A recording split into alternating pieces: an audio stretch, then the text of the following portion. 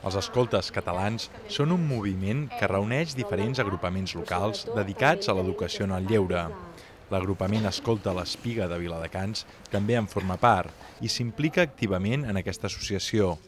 Aquest any, l'agrupament viladecanenc és el responsable d'organitzar la trobada de formació dels caps i els claners dels escoltes catalans. Vam començar a organitzar-la parlant amb l'Ajuntament, gestionant els espais sobretot i després també els horaris. Aleshores, és la satisfacció d'haver pogut treballar en equip com a agrupament i d'haver pogut acollir una formació com aquesta de tanta gent i a més al poble, pel poble també, que això s'ha compartit amb la gent i per tant també ens dona visibilitat.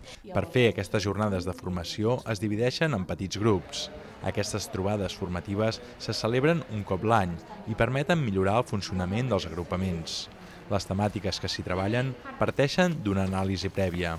En el cas d'aquest curs ha estat el rol de l'educador, donat que enteníem que els CAPs cada vegada més tenen aquesta inquietud d'acompanyar els infants i joves en el seu propi procés d'aprenentatge. A la trobada d'enguany hi participen més de 400 joves provinents de 40 agrupaments de tota Catalunya.